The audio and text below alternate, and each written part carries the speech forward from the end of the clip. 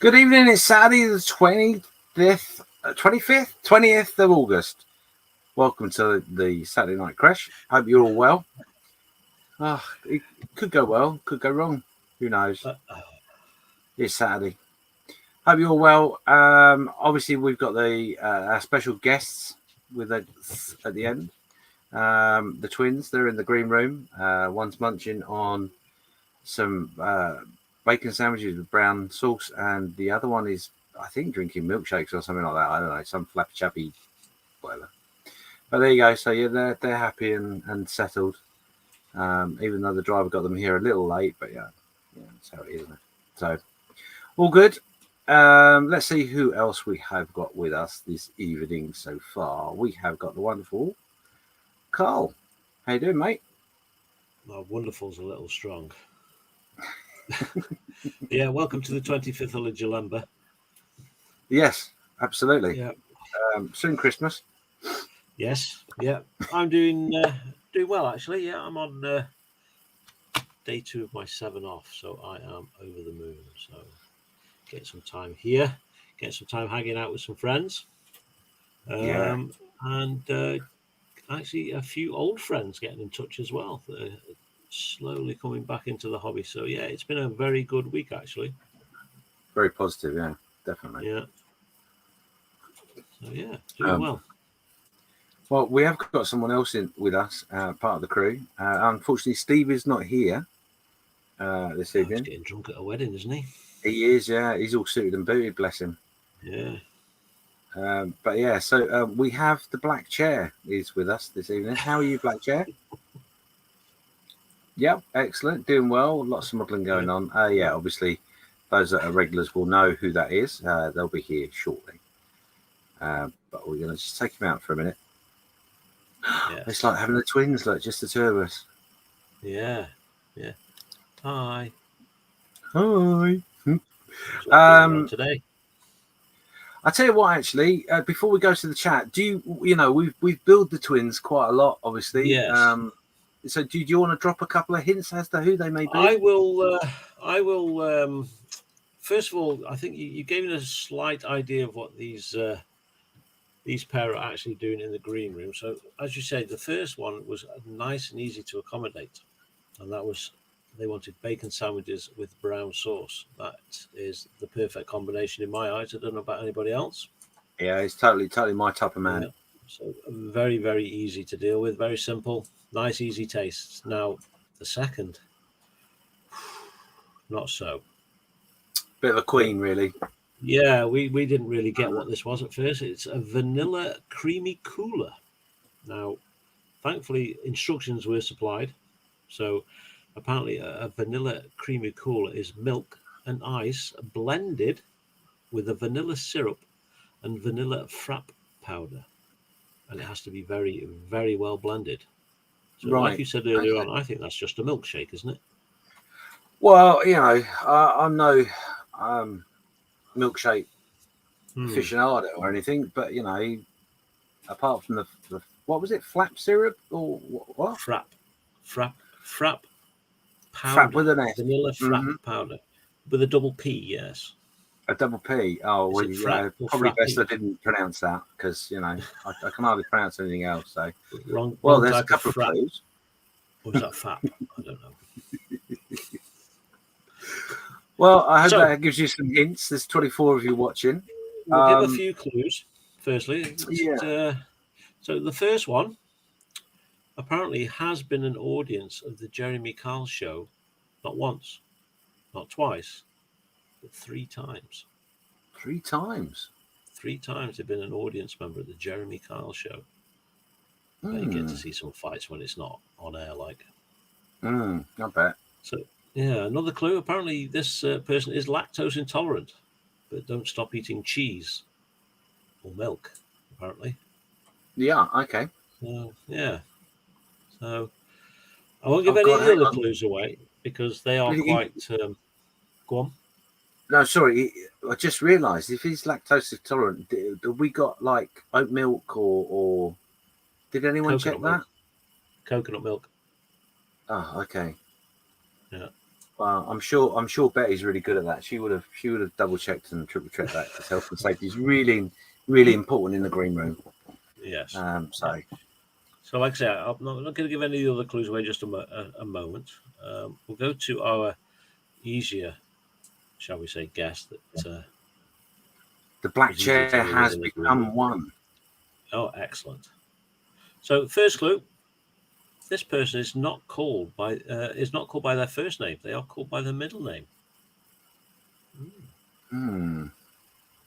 So, hopefully that helps them out. So, second clue: apparently this person's never been into a Weatherspoons pub. Well, there's an achievement. Yeah. So there's a couple of clues for each one. If you want to quickly say hi to Chris. And, I will do. Hi, Chris. I'll unmute you. Yeah, how you doing, mate? You all right? Oh, yeah. Had to go and make another cup of coffee. Gotcha. I thought you'd run off to the green room just to make sure the guests were okay. And I had to take the dog outside, so. Well, that isn't one of them. Okay. One stone. Right, let me have a quick look at the chat, see who is in. So, obviously, myself and Karl have said hello. First one in there as watching is Skullfish. Hi, Skullfish. Good evening, gents.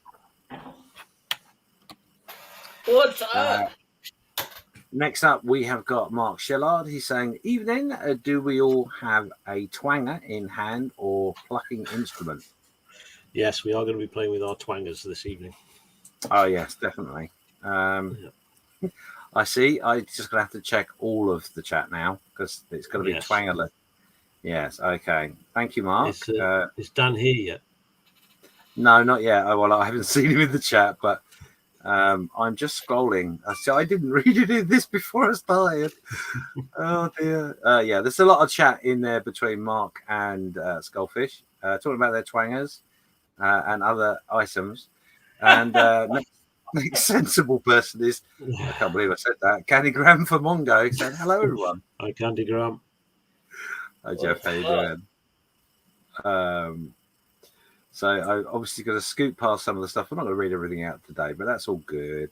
Next, we got Twisted Rail Hobbies saying good evening, everyone. Evening, Eric. What's up? And of course, the obligatory wishing Mark a Merry Christmas. Yeah, absolutely. So that's good to see. Thank you for that. David Scully is in next, and he is saying, when it comes up on my screen, evening all, wife out, daughters out, models perfect. That's nice. Yeah, I think okay. I'm not gonna say any more. Mark from the Edinburgh Modelling Man Cave is there saying good evening, everyone and the crew. Evening, Mark. What's up, Mark? Dominic is there as well, and I apologise, my computer is now having a bit of a pissy fit. What happens when you unplug things 10 minutes before you go live? Dominic says, "Good evening, modelers of all good of the good life." Yes, indeed. Good evening, Dominic. So, Mark's just saying hello to myself. Nothing personal, Karl. Oh, John Alex models. Good evening, or anything, but nothing personal, Karl. Yeah, nothing personal. But as I'm highlighted, I better do it. Well, what's up, James? John said, "Good evening, sir." And hello to all in the chat. Hi, John.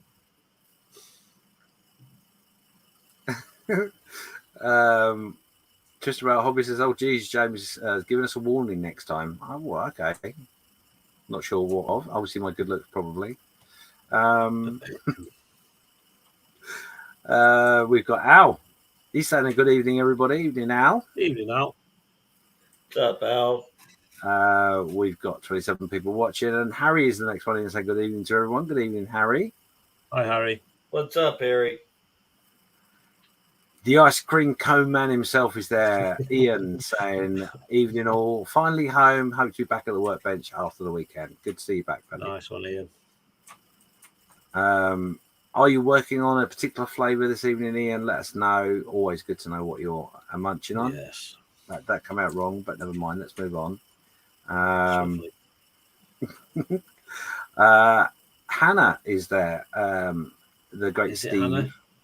But I would think it probably isn't Hannah. It's probably someone else. So hello to you, or all, or some.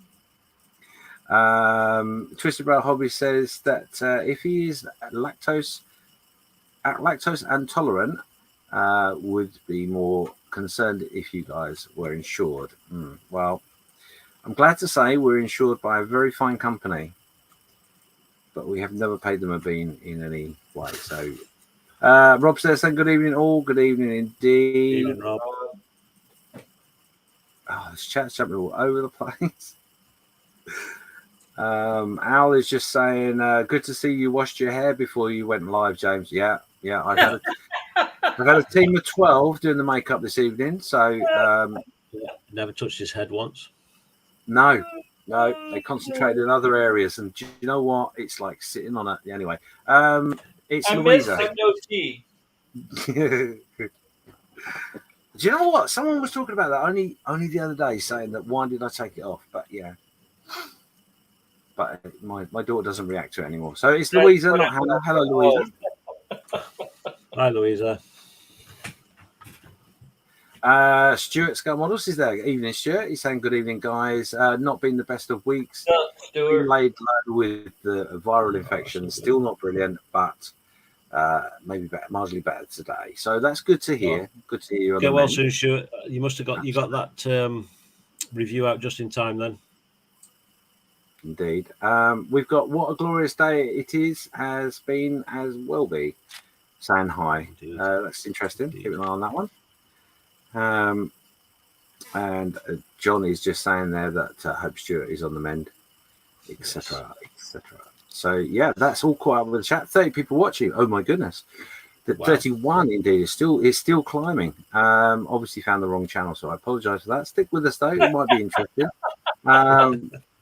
We've got the twins coming up soon. We're going to have a bit of a laugh today. So what we plan to do this evening, as you know, if you've been watching us the last few weeks, we've been trying to change things up a little bit, do a little bit something different, and that vein continues this evening.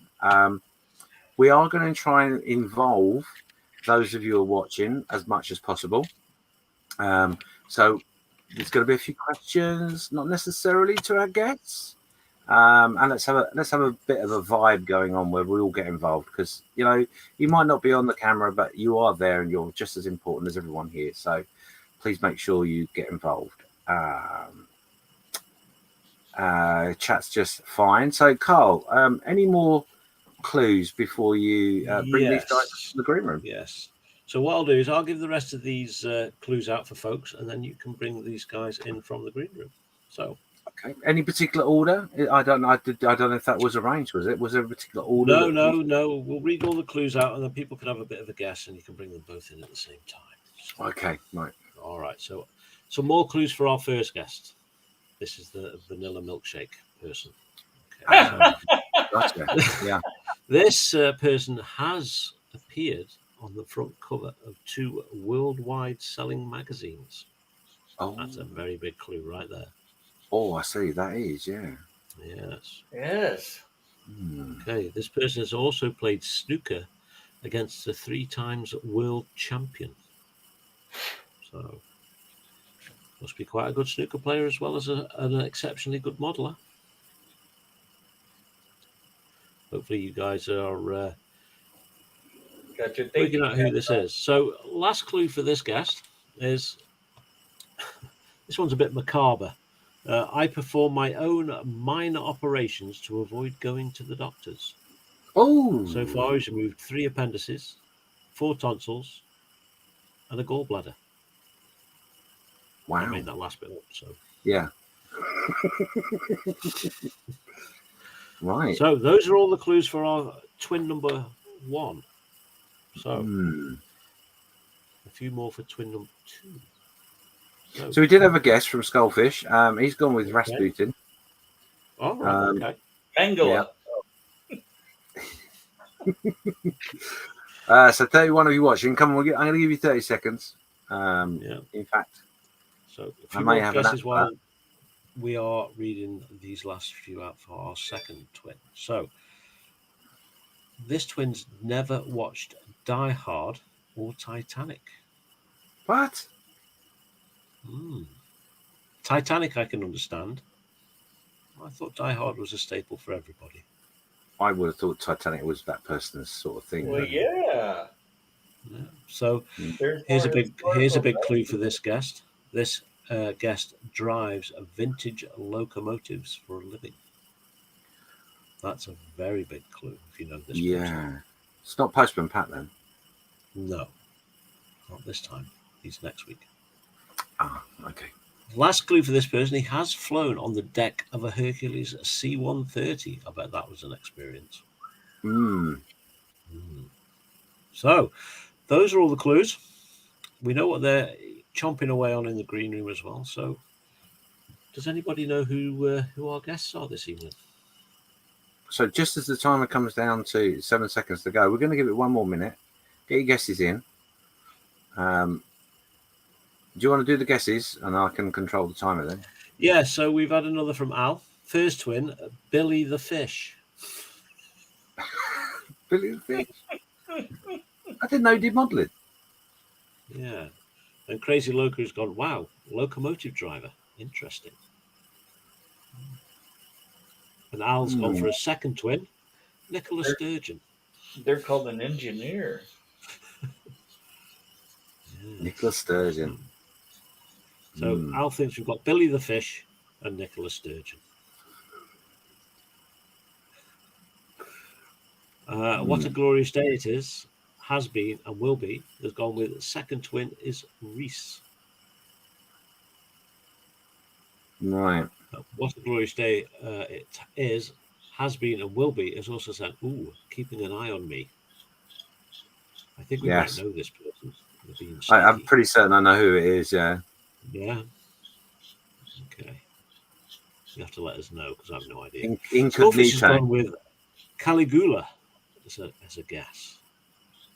Caligula? I don't know who Caligula is. Got me. No. So, James, if you want to bring these folks in. So, it is my pleasure, absolute pleasure, to bring our first twin in. I mean, I'll be honest, as soon as you see who this is, you will 100% know who the other twin is. And it's a great pleasure to welcome to the stream the one and only award-winning Mr. Ivan. Hello, thanks for having me. How underwhelmed everyone must be now. Is that him? I don't know. They've been watching me for like 20 minutes. It's him. I'm going to go and watch Coronation Street or something. Oh my god! Welcome, Ivan. It's good to have you. Thank here. you. No, it's great to be here. It's weird doing these in front of the camera live things again. I've not done it in so long. I usually do a podcast, but yeah, it's great to be doing it again. It's fun. It's exciting. So you do a podcast? What would that be? Not that you want to pump that in there quite away. Subtle plug there. Yeah, I'm the international contingent of the Triple P, the Plastic Posse podcast. What, the whole of international? Yes, I'm the lone Brit with 5 Americans. The banter is exquisite. I'll bet. Nothing unusual there being a lone Brit. Anyway, so there are no more guesses. Still 30 people watching, which is a shock. So thank you very much for being with us. So it is also my delightful pleasure to welcome the one and only, should be award-winning. Has also been on the cover of a magazine as well. He has. He is plastered all over magazines, although they're not necessarily related to modelling, but it is the wonderful Karl. Hello. Hello. You're all right. How you doing, buddy? You all right? Great to have you here. Yeah, that was one hell of a build-up. I'm quite puzzled as to why you automatically think that as soon as everybody sees Ivan's face, they'll know that I'm the second person in the group. I can't think why that would be at all. I just love the fact that someone thought you were Nicola Sturgeon. I was like, yep, them two are exactly the same in every way. I did laugh at that because without going down any particular route, I'll just say, well, I would just be ignored all night then, wouldn't I? But anyway, we'll carry on. I think his mic's turned off. I can't hear him. But sorry, Nicola. So So obviously, the reason why I would assume that everyone would know is because although Ivan's alluded to it already, that you were you are celebrities in the podcast world and world renowned for a podcast that is no longer, unfortunately. So you have to take the wave of praise as it comes. So Yes. welcome. Thanks. Welcome indeed. Thank you for having me and us. Indeed. It's welcome. You're more than welcome. And Betty is now wrapping up your sandwiches for you to take home with you. Lovely. I'm not sure what she's doing with the flappy thing. Whatever. Flappy. I think I need to dig into this because I've never heard this lactose intolerant thing before now. Yeah. So how come you're having milkshakes and cheese and you're lactose intolerant? Because these, like pizza, for example, I know it makes me extraordinarily ill afterwards, but I'll live with that because it tastes so nice. That's what it comes down to. I will not sacrifice tasty items. For flatulence. Yeah. Okay. But that's the thing. Knowing your thoughts on the after effects as well, I'm even more surprised. And you think you know somebody, and then they drop that bombshell on you. It's After a few I got hours, to say, Karl, this was certainly the best guest to get in. They're interviewing themselves. It's brilliant. Yeah. So Graham, Might take no. See you later. Okay, so obviously, those of you in the chat, we are going to go over to the Facebook page at some point and look at what you've been working on. So make sure you post up your work on what's on the bench post. Don't do it separately because that would be silly. We'll have a look at that at some point. We've not got a guess the thing this evening because we're going to try something slightly different. Would you believe? So there you go. So those of you who are tuned in for that, you're still here. That's fine. So that's all good. Scotty Scout Model says, good evening, everyone. Graham and Ivan as guests. What's up, Scott? That's just grand. Love it. well, thank you. good job. It's me. There you go. Well done, Scotty. So humble. Are you eating pizza now? Oh, No. Oh, look at that. Look, I just noticed that. Look. What? Oh, yeah, by the way, hello, Chris, Karl, and James. So not The only did he afterthought. forget us, but I'm last. Okay. Christmas Things cards. are back to normal.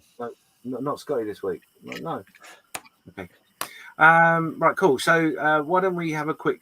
I don't know if you guys have got a down camera. I never asked this. No. Have you got stuff on your bench that you're working on, or are you just concentrating with us? No, I can show you what I'm working on. No problem. Oh, this is smug. Well, let's just jump straight in with that one. Switch that The over. man in the mustard polo. Magenta. So, hang on, turn my lights on. Ooh. This That's is better. Graham's new modelling channel, modelling Yeah. in the dark. Quick, because it's a lot easier than trying to pronounce it. In fact, let me turn that one off. Because it's a lot easier than trying to pronounce it. That's what I'm working on. Right way up. That's the one. Lechte Panzer Sparwagen Early. Very nice. SKDSDKFZ2. Yeah, whatever. That thing, like an armored car thing. Right? And I've actually just got the first couple of bits of. You're right there, James. Sorry, no, I'm just testing. I've got both lungs. Okay, cool. As long as they're both still there. Yeah, and I've just got the first couple of bits of tank grey on there, German grey, whatever you want to call it. MRP 34 I've used with a little bit of PRU blue and a little bit of white mixed in for a bit of tonal variation. Oh, he's going for the Yeah. Panzer blue. So that's my first build back since a bit of a hiatus from the hobby. And it's been a fantastic kit. I can highly recommend it. Instructions are hobby boss and they're a bit pants, but the build itself's been fantastic. Awesome. It is good to have you back. Yeah, It's definitely really is. good to Well be done, back. really. I've missed it a lot. I really have. So, twin number 2. Have you got a down camera, or is it over there? No, I gave my camera away to someone who started a career in web chat. So no, I don't have. I don't have a down camera anymore. Okay. So Now, this has made me feel really bad now, because the only reason that I have 2 cameras is because you gave me the other one. Yeah, but I then bought another one and then gave that one away. I've got a bad habit of doing that and just giving stuff away. I need something. Whatever you're giving away, homeboy, you just let me know. You know, when you get your next salary, you'll have another salary coming soon after that. So you might as well just give one away. And yeah, just who needs money anyway? Yeah. So I don't have a down camera, but I've got hands. Oh yeah, you have. I hate this right now. So this is the Tamiya 135th Jagdpanzer for L70 Lang. Loved it up until the point I started applying mud to it. Right. And now it just looks too much of a mess. Nothing looks naturally accumulated. It just looks caked on. Don't like it. And for the past week, I've been arguing with myself and 13 other modelers if I should bin it or not. They all say no, carry on. Absolutely. I can't seem to bring myself to finish it because I don't like where it's at. And I don't know how to fix it. So I'm in a quandary of, do I bin it or do I just start afresh? Hashtag second clean slate build. Thanks, JB. But yeah, I'm thinking, do I just forget about it and start something new? I don't know yet. Can I suggest? It's all right. You can try. How about just depict it bogged down in a muddy field? No, I think that's a cop-out. I don't like cop-outs. It's like cracked windscreen on craft, or just put a tarp over it and say it's in maintenance. It's like, yeah, I don't like cop-outs. I had a vision for that build, and where it's at the minute, it's not going to sit right with me. I don't want to just divert from my path to say. So I'm not exactly happy with it. I don't know what to do with it. I've spent a week just thinking about how to fix it rather than actually try and fix it. I'm in a weird situation with it at the minute. So I just think, do I just go into the stash and pick up a mini art kit or TACM kit and try and do a JB and blitz something in like less than 3 days and call it done and be happy with it, because he does that really well and he's the reason I spend so much money. Well, personally, I don't think you should bin it. If you've made an error with it and you're not happy with it, make a feature of it, is my advice. Thank you. I might not take it, but good modeling on the fly. Yeah, I don't know. In everyone's face and go, look. I don't know what I'll do with it. I just keep looking at it and I'm thinking, nah, I don't know. I genuinely don't know how to sort this out. Yeah, take a step back from me if necessary. Yeah.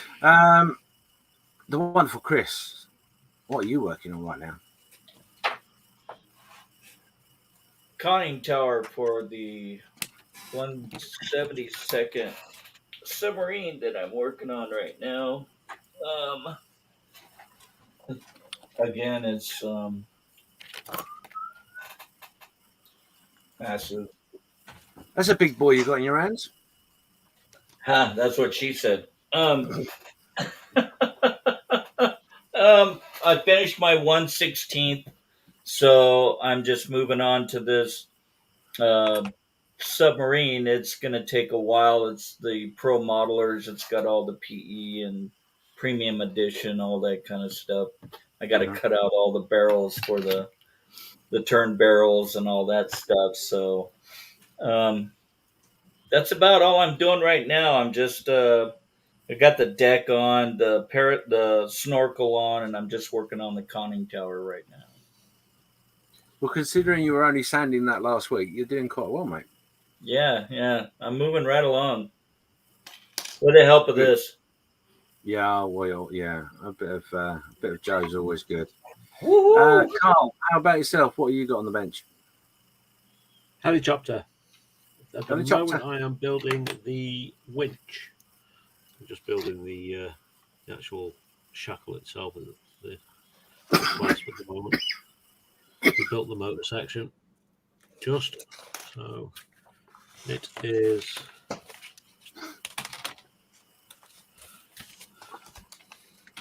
all of this stuff. Oh my! So The Airfix instructions. they are indeed. No, these are Revell instructions. Revell. Yes. What is it? Links. It is indeed, yes. There Easily. is Oh, this one. Oh, Oh, it's big. How's that gone together then? Very nice. with glue. Oh, you beat me to it. Some fiddly bits, but overall, pretty good. Okay, Pretty good. that's interesting. Because I do like links, but I don't like Revel. But is it a Revel kit or a Reebox? I think it's a Rebel kit. Okay. Yeah, Rebel kit. Yeah, it was on special offer for 20 quid at Hobbycraft, so I grabbed Yeah, that's one. not so bad. No. Yeah, Nice. quite a lot to it, like. So I do have the Airfix version behind me. Funny enough. So yeah, the Airfix version looks nice as well. it does, yeah. In fairness, yeah. And of course, while I was busy dribbling over the links, I wasn't getting myself ready, was I? Wally. So myself, I've just been playing with this. What's the camera change? There you go. So yeah, the Hobby Boss KB1 in 148. All I've done is I've just put a bit of green on it. Nothing more exciting than that. I've got some other things which I want to play with that. Be a little video coming out about it. Oh, I won't bore anyone about it right now, but yeah. So yeah, I've been playing with that. Well, I don't know. You say you put some green on it, but I can see some nice green effects on there. Well, yeah, there is a little bit. All I've done. All right, I'll bore you then. That's fair enough. Please do. I can never get bored of talking about green. I knew there was a reason I asked Ivan in today. Normally they just say, "Oh, shut up, James." So yeah, so basically all this is I'm actually doing on the channel went up today was a piece about the new Airfix Gen 2 paints. Mm-hmm. And in amongst the paints that I was given to try was a green. So I have used that green with a little bit of the white from the Gen 2 range to create a little bit of colour difference in the tank. So like I say, nothing too exciting. But what will be coming up is I've actually got some of this. So I've got Airfix's, Humbrol's new chipping and scratching agent. Interesting. So I've never done chipping no, I've not done chipping or scratching using a fluid like this. So the plan is in the destructions is this particular painted diagram. So the plan is I'm going to use the agent. I'm going to spray the agent over the green that's there right now. Then I'm going to use the Gen 2 white thin over the top, and then see how much I can take off to make it look anything close to this. We'll see. So a winter whitewash, yeah?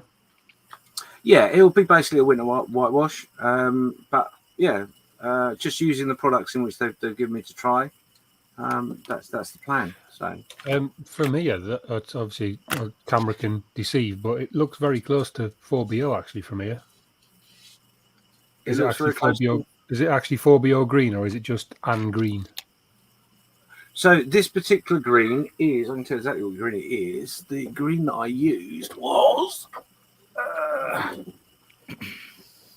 78 matte. Oh, okay. So I use that. So it's sort of like I don't know exactly which, because I have not got the Humbrol range numbers, so I don't actually know what the color is itself, but it looks very, very similar to a cockpit sort of green, I think. Okay. Do you mind talking about the paints for a bit, or do you want to do that later? Yeah, no, I can do if you want. What do you want to know? Ask me, Graham. Because I don't use acrylics. Well, if I do, it's Tamiya or aqueous, and I mix them with leveling thinner anyway, so they become lacquers. But I was curious because James Cam put a video up about those paints last week, It did. And I was just curious, like, oh, new paint. Let's have a look. Just see. I mean, I've never liked Umbral paint before, but I thought I'll watch that and see what he does. He seemed to get on all right with them, but I was just wondering what you thought. But obviously, you've just put a video up, and I don't want to sort of kill the thing. But what it looked like to me, it's looked, whether it's just me not having used acrylics for so long, but it looked like as he was painting on the video, it seemed like it was spitting and struggling and tip drying and all the other acrylic nightmares that come. But obviously that was just my perception from on the video. I just wondered how you'd found them. Well, I sprayed them a similar sort of timing as around James did, and it was obviously while in the UK it was very, very hot. So in here, in the particular room I'm in right now, it was about 33 to 34 degrees temperature. I don't know what the humidity is because I don't have that ability. I know there was a lot of humidity rolling down my back as I was doing it, and in other crevices. But anyway, it should be able to sweat in those areas. But for me personally, I love them. I think they're great. So I mean, that is the green itself. I mean, the lighting isn't great because it's not set up for anything other than just the chatting, really. But yeah, so that's that green. And as you can see, there is a color difference there because I've added a little bit of, what did I add to it? I think I added a little bit of this. So that's number 90, Matt. Okay. Because James uses, like myself, he uses lacquer predominantly now for most of his builds. But I know you're still using model color pretty much. Yes, I do. That's my main paint. Yeah, so you're very au fait with acrylics and traditional acrylics at that. So is it a massive step on from model color, or are you going to stick with Vallejo? So for me personally, I have quite a large range of model color. So it does the job that I want it to do. So the reason I use model color, which if anyone's watching and not familiar, is this particular paint. The reason I use this is because it's really, really good for figures. And I find it really quite easy to make it into a sprayable acrylic. So it does everything I need it to do. With that said, I do have the odd bottle of bits and pieces. So I've got some Mecca Color, which is the same company, pretty much the same sort of product, but in a slightly different bottle. And I've got some Rouvel, and I've got some of the old Umbral acrylic, which I put into bottles. Okay. So like I said, some of these paints I found I could use, and some were a pain in the ass. And every characteristic you just said, it did. The Gen 2s, I would say, pretty close to that. Okay. Not 100%, but pretty close. And I think they're still doing a bit of testing and a bit of development with it. Certainly they're thinner. They haven't got a thinner for it yet. So a cheeky bit about advertising, but I was using Sprue Box thinner. Okay. Which is the only reason I did that is because that's what I use. I use it all the time. I know how to play with it, and I get reasonable results. Not all the time, but you know. So that's what I use because that's what I knew, and that's what I got. So with your sort of because when I use Mr. Living Thinner all the time now, and I pretty much know I can just go. I don't measure. I just go slosh, and I know how much I've put in just by eye and feel. Now, normally, from my experience of using Umbral in the past, like you said, every paint seems to be a little bit different, and there was no sort of way of telling how much thinner you needed. It was a bit of a lottery, and even when you got it right, it was still wrong. So are they more sort of instinctive to just chuck a bit of thinner in, stir them up, and off you go? Yes and no. The reason I answer that way is because one of the things that James did in his video, brilliant video, by the way, and make sure you watch it because it is very interesting. He's very, very good with paints. Yeah. A very knowledgeable guy. He was quite specific, I think it's this percentage, blah, blah, blah, blah. No, I'm not. I'm very much by eye and by feel, as in most things in my life. But so I reckon, I don't know 100%, but I reckon I did something like a 40% mix. So when I say that, I mean 40% thinner to the Gen 2. I think you could probably stretch that a little bit more. I think you may get away with some of the pigments, certainly 60%. But it's down to I do it by eye and touch. So okay. But the one thing I was really impressed with was the white. Okay. Now for me, this has got a bit scratched and cat hairy, so sorry. On the video, if you watch the video that's on the channel, I literally did a light dust or a light coat first, and then went over it with a second light coat, and that is all I needed. And that's for me, it's a perfect finish. I was gobsmacked because white can be a bit of a pig. Yeah. So if they can get that with the white, and they can get that with everything else, hold on to your hats. It's going to be a game changer. And even their silver, that I think, I'm not 100% sure, but I'm fairly certain that was one pass.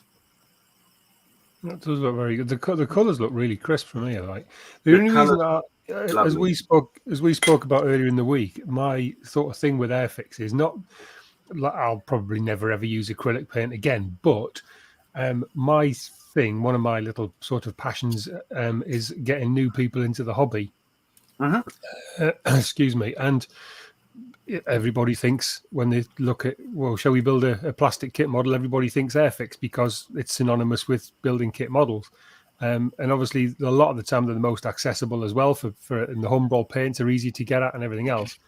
And what I've always found quite frustrating was the dodgy old kits that Airfix were banging into starter kits that didn't go together well, and then the janky, horrible paint that they were selling alongside it.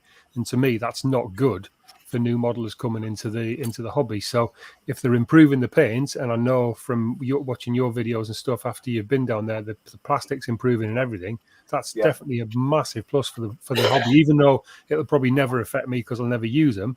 But from a hobby perspective, I think that's fantastic. Yeah, it's something I've noticed as well. Let's face it, Humbrol and Airfix do get a lot of feedback from the community, and it does appear it does appear that feedback is now genuinely being they're taking it on and actually making changes and looking to improve. Looking at the most recent releases, especially like those acrylics as well, but even the kit releases seem drastically different than they were like 10 years ago. Yeah. I mean, I wasn't going to go off on an Airfix chat, but for example, their new starter sets. These are specifically new tooled, new engineered, new subjects, and they are phenomenal. That's familiar. Bizarre scale, that. That's 143. Yeah, it's a bit of a strange scale, but talking back to bringing people into the hobby, etc., it's perfect scale. Perfect scale. Built up to a really good kit. But funny enough, Karl and I will be doing a live build on a couple of starter sets soon, so watch out for that. Cool. But one of the comments that came out within that event that we were there was that obviously, as you can see on the starter kits, they're still getting the pots of paint. Is that a good thing, a bad thing? Yeah, both. Both. If I'm honest, it's both. But again, it's like the poly cement, right? Now, who would think you'd still be seeing poly cement like that? I mean, I saw that when I was 6-7 years old. But there's an amazing tip that I've caught off somebody, which I will show you when we do the live, which will make that so much better. Yeah, I've seen it done. I can't remember how it works, but yes, it makes it much more usable. Oh yeah, and to be honest, that's been fed back to Airfix, and Airfix are going to take that on board. And I think that's one of the really. I'm just going to change my camera while I'm talking, so multitasking doesn't my strongest point. So one of the things in which I was really impressed with is, like Ivan's alluded to, you know, they're communicating with the community, and they're really taking on board things that are being said. Okay, yeah, it might take a while to get it to the table on the bench, but they are taking it on. So keep being positive with them. And Humbrol, I wouldn't say I've been a fan. I used them because they were local to me. It was easy to obtain. And when we were talking as YouTubers at the event, one of the things I said is, if you can buy it local, and learn how to use it, because every single thing that you buy to make a model, you're going to have to learn how to use. Yes, I know what Graham's thinking, because we've had this conversation before, is that to learn how to use the old Humbrol paint will never help you with anything else. And potentially, yes. But if that's all you can get hold of, it needs to be, for me, it needs to be, the kits have to be easy to assemble, and the paint has to be easy to use, whether it by brush or with airbrush. Let's face it, most people are going to brush it. They need to put proper instructions in how to thin the paint correctly for brush painting, rather than just letting people work it out for themselves. And I think then it would do a massive deal. I mean, I've bought my kids a couple of starter kits, and they're just... They can't get on with them because the plastic's too chunky, it's too soft, and it's not inspiring these youngsters at all. I think what is very positive, and we are going off on a massive tangent here, is the new designers that they've got in. Paramjeet, for example, I had a brief chat with him at Telford a few years ago. I've seen him interviewed on Phil Flory's channel and that kind of thing. He's actually a proper modeler. He's got great ideas, and he knows what he's designing because he wants to build it at the end of the day. And I think bringing people like that in, I watched the doc. Did you watch the series that was on earlier this year? That was really interesting to see the difference between the senior management's approach and the juniors' approach.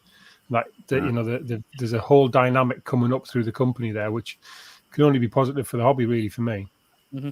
Yeah, I think you're 100% right. And what I would say to you, Graham, is next time you're in town, pick up one of those new starter kits, one of the new release starter kits, because I guarantee you, your kids will find it a lot easier, but you will be going, oh wow, now this is the way forward. It really is a game-changing development they've made, and long needed. But, definitely anyway, long overdue. Sorry. Yeah, let's. No, don't apologise. That's fine. That's what you're here to. Let's talk. It's not a problem. I'm just going to catch up with the chat because I have obviously been on a tangent with Graham. So I'm going to go backwards through the chat. So where are we? So there you go. So Dominic saying, "Wow, Bugatti, that's cool." Yeah, it is. Keep an eye out for them. John was telling me earlier his girlfriend builds cars as well. Oh, nice. Yeah. John's there. He's saying that L70 is awesome. Don't bid it. Absolutely. I might just send it to John to finish. No, John. No, you can't afford to freight anything anymore. Plastic Alchemist is there saying good evening all, and he's just relating the fact that he was at the event with us as well. Lovely to see you. Thanks for being with us, mate. And he said, yeah, they seem really good, to be honest, talking about the paint stuff. And he's also saying that he's starting that one now, which I would assume would be the Bugatti. So yeah, I'm going to try and figure out where we were. Okay, so Scotty has a question for Ivan. I've not pre-read this, so forgive me. Ivan, do what Uncle Night Shift does. Bury it in resin and call it a Panzer. Panzer of the Lake. I can't. It was never its intended fate, so I don't like to deviate from the original path. I mean, the Panzer of the Lake scene he did was phenomenal. It's just not where I see it right now. But I love the suggestion. Yeah, I agree with that statement. I think at the end of the day, you don't want to do the same, but you could use it as inspiration. There's, like I said, there's lots of things in which you could do. You could either go for the full money, hide it, or just throw it in people's face and make a feature of it. But there's nothing there you can't fix. It doesn't look bad from where I've just looked at it there, but yeah, no, it doesn't bring me joy. You'd be surprised once you enter it into a competition and get yet another model. It's not just about you, Ivan. You know that, don't you? Yeah, don't be so selfish. We want to sit down. Yeah. Get on with it. John's saying panel highlighted on that looks great. I assume that's to do with my K1. Thank you very much. It does look good. Very nice. It looks almost like you might need an inquisition about it. Almost. I purposely didn't say that. Right, okay. So Mark is saying, I for one want to see your tip, James. Oh, bless you. I think you meant your thing for the poly cement. Yes, absolutely, yes. Tune in later for my tip. Just before we get just the one censorship tag. So that's chat all caught up with. So so I lost track completely. Where's my script? Over on the Facebook page, remember there is what's on the bench. Put your work up. We're going to go through that in a little while. So, Karl. Yeah. Was there a couple of questions you wanted to ask the twins? Oh, not just yet. No. Oh. No. Okay. Cheers. Fine. So in that case, welcome. Cheers, Karl. Love you too. I'm not supposed to ask the obvious questions of when did you start? Why did you start? So we'll throw that one to Graham first. When did you start and why? Oh, are we doing it now? I don't want to. Yeah, we are. Just this one question for now. Yeah. When did I start modelling? Yeah, and why? And why? I love telling this story. I love hearing it. Yeah. 2016, I think. Pretty much the same time as me, wasn't it? Yeah, pretty much. Although I think you got the jump on me because if you remember, as we were saying last night, you were already a commission builder when I met you.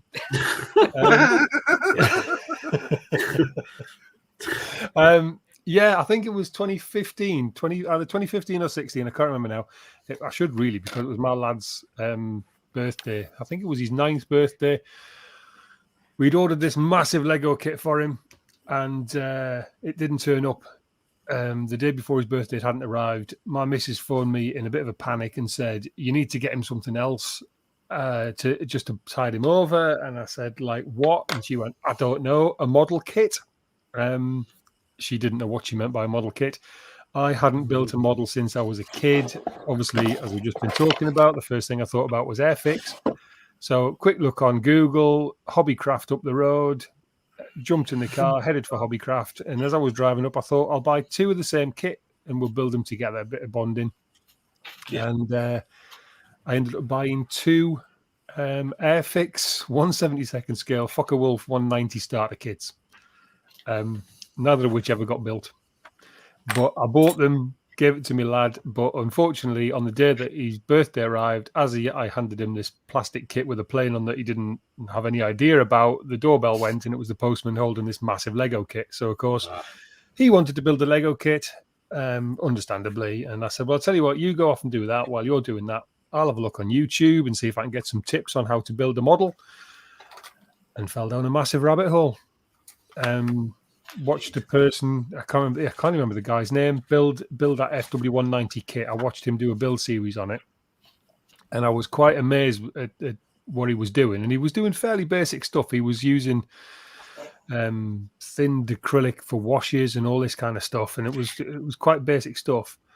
And but it just got hold of me, and I wanted to learn more. So I went off and bought myself the 1/48 Airfix Harrier GR9, I think it was, and built that as my first kit. And never looked back. Just went down a huge rabbit hole. It was brilliant. For the most part. there's a lot more reasons why I've stayed with the hobby, but yeah, that was how it all started, just from a pure fluke. And like I said, those Fokker Wolves have never been built. I think he did the cockpit maybe on his at some point, and I think I've probably done about the cockpit on mine, if that. It's still probably sitting up on the shelf there behind me somewhere. Nice. Thank you. No worries. Ivan, over to yourself. This is one of those questions where the answer kind of changes every time I tell someone the story. As far as I can remember, I've modelled. It's a lie, yeah. As far as I can remember, I was crafty. So I always had paints. I always had glues and that. So growing up, I'd model for a couple of weeks. Then I'd find another interest, whether it be Lego or electric trains or whatever. So as far as I can remember, I've always had crafty stuff around. And then it got to a point where I was, I think it was late 2014, 2015. I played a lot of War Thunder. I'm a gamer, so I like playing War Thunder. And I saw these vehicles like 109s and 109s, Spitfires, Focke-Wulf 190s, Sherman tanks. They all look really cool.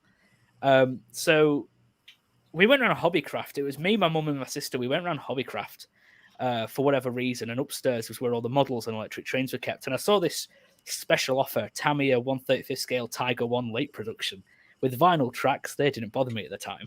And I saw it and it was like 12 quid. It was reduced to clear because the box was slightly damaged. And I picked it up. I was like, oh, I want this. And I took it to my mum. But when I was younger, we didn't really get all that many treats. We weren't poor, but we didn't have the luxury of buying whatever I wanted. We were poor. Yeah.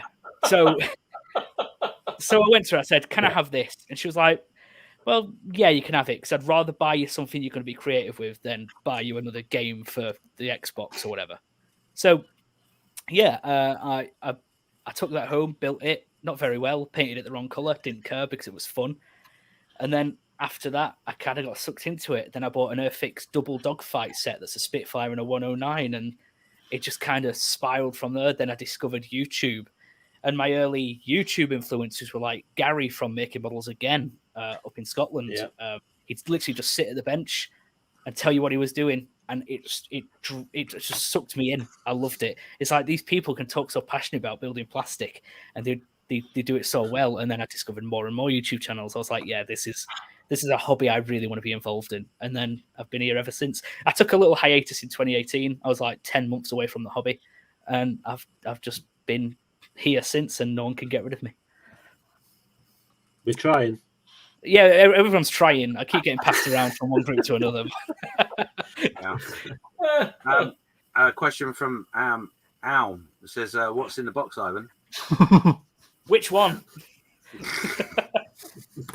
We're going to guess the kit later, and I will talk about buy them. No, we're going to guess. We're going to guess the bill from HMRC. Oh yeah, no, that would be good. Yeah. Scotty also just says there. The only reason that I mentioned it, Ivan, is because I mucked up the A7 in my view, and I'm disappointed with the build. Looking for a way to salvage my efforts. So. Yeah, it's really tough when you're enjoying a build and then something goes wrong with it. It can be so disheartening. You don't know where to go with it. It's exactly where I am, and I wish I had an answer. But yeah, it becomes so disheartening. At some point, you'll either decide to do I carry on or do I not. You pick a route. I've taken them and shucked them right over my shoulder before. And I'm very much of the opinion that you should never force yourself to finish a build. Exactly. You've had your fun with it. You've had your entertainment. By the time you spent at the bench assembling it, you even if you spent 50 quid on that kit, if you've sat there for 20 hours building it and getting to that point, you've had 20 hours of entertainment. So that's a lot cheaper than going to the pub. Yeah, that's my view on it. So if I have me 20 hours of entertainment and then it goes wrong, it goes in the bin and that's it. Done. No worries. I've enjoyed myself. That's it. Yeah, I wouldn't disagree with that. You know, there does come a point with a kit in which it's time to leave. You know, and there's nothing wrong with that. But I would always say that your best bet is to put it to one side, do something else. I do, yeah. When I say I bin them, I don't. I box them and stick them on the shelf. Yeah. And I'm pretty certain, especially with the work you've done, Ivan, that you'll suddenly have like a light bulb moment and go, look at this. And yeah, like I said, it'll be another award. It's No. fun. I don't mean that yeah. in a mocking way. I mean it seriously. It will be one of those moments where you go, "Oh God, yeah, I could do that," and then you'll be so chuffed that you did it. Yeah, I hope so, because it's a vehicle. It's a vehicle I absolutely love. So it'd be a shame to not finish it. But right now, the love's not there. I'll stick it in the cabinet on the work in progress shelf. I'll come back to it. well, at hang some on. point. Hang on, I want to confirm that. Is that a work in progress shelf or cabinet? The entire cabinet is just all whips. Oh, okay. That's fair enough then. The shelf queen's chamber. Oh, wow. Might be another question from Karl there, I think. Yeah, just to remind you all just one more time, remember, we will be looking at your work in a little while.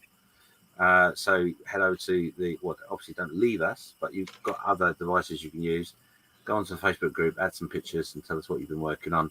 Make sure you tell us what the kit is, because although, in fairness, we do have an esteemed member here right now who could guess any kit, no matter what it is. No pressure, Ivan. But yeah, that'll be fine.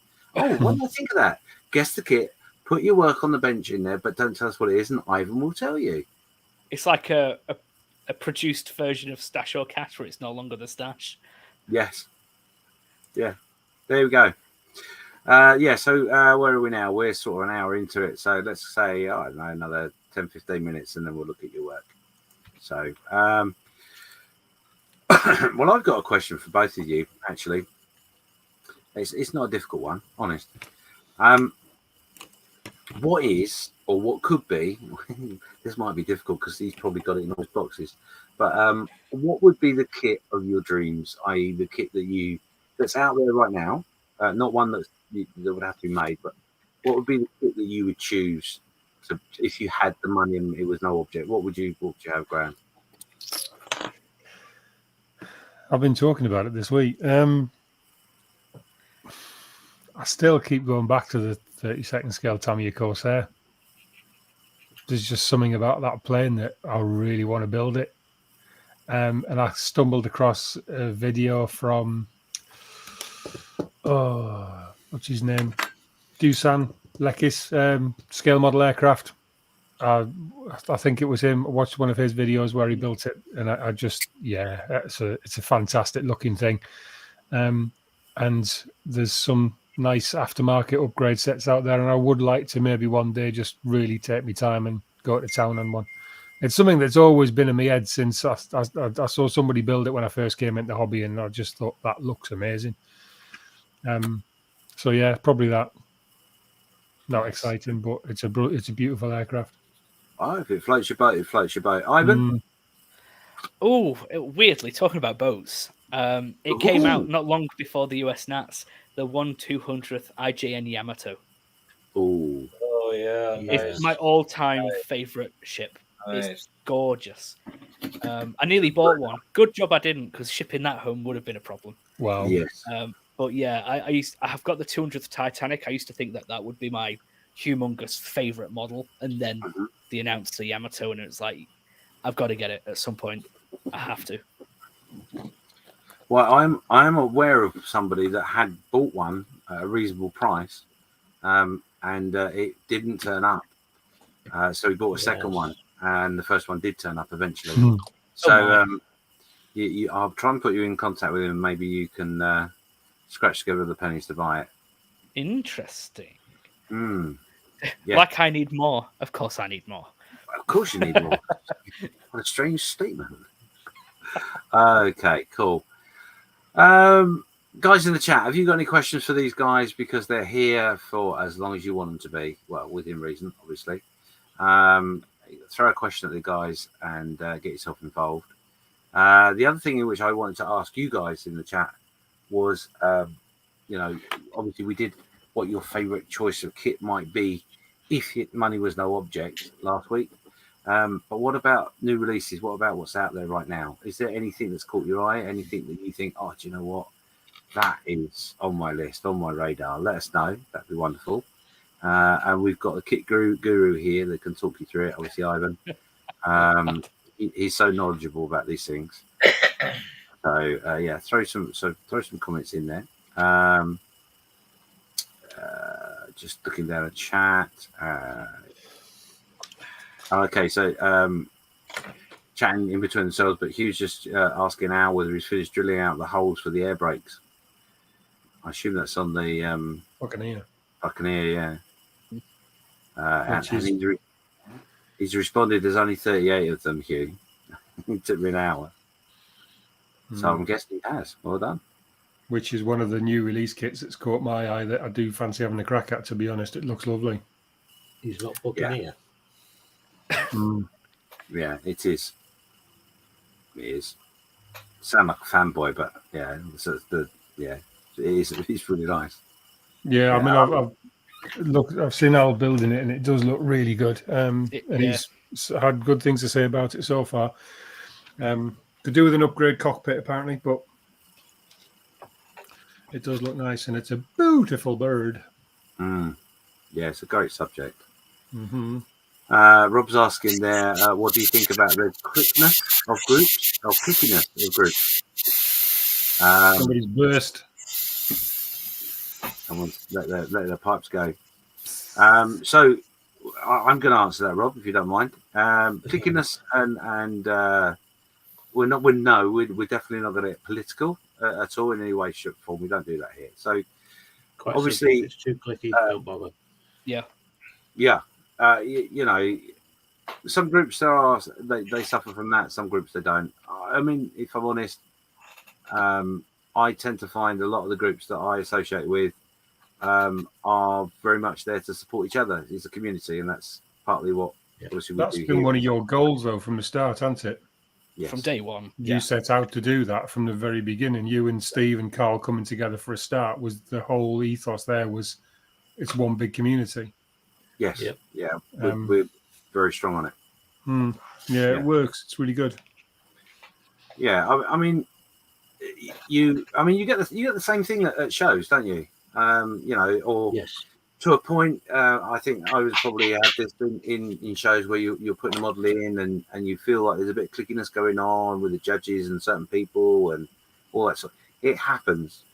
You know, there are always going to be people that know each other really well, and it appears that way. And the best thing to do is to just not react to it, move past that, and see everybody as part of the community. Mm-hmm. Because if you can't, then you can't be part of the community. It's as simple as that. So, you know, no, we don't do politics here. Even though Nicola was mentioned earlier on, we don't do politics. So Junkworks is just saying there that just saw the Hobby Boss are doing the Scamel tank transporter, definitely on his list. Perfect. Coming up, Challenger 1 build. Yeah.